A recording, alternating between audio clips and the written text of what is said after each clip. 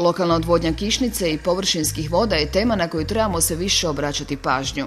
Pored ekološkog stanovišta kao što je zaštita od poplave, porast podzemnih voda ili troškova kroz razne naknade za zbrinjavanje površinskih i odvodnih voda postaje sve veći problem. Na primjer, približno 12,5% površine Savezne Republike Njemačke spada pod područja koja su podložna poplavama. Količina padalina iznad 100 litara po četvrnom metru u jednom danu, nažalost, nije više nikakva rijetkost. Rezultat toga je da se u kratkom vremenu kanalizacijska i mreža odvodnih kanala preoptereti, što neminovno vodi do porasta razine vode i opasnosti od poplava.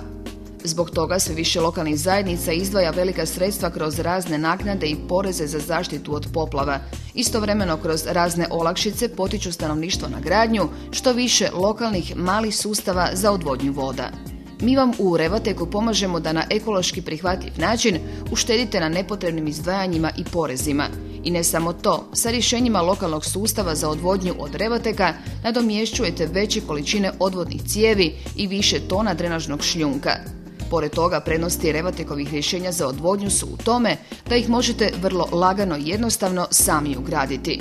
Naravno, kao što smo kod Revateka naviknuti, bez skrivenih troškova, grešaka i popravaka. I naravno, veliki sustavi za odvodnju kao ovaj primjer od 15 jedinica za Revatek nije nikakav problem.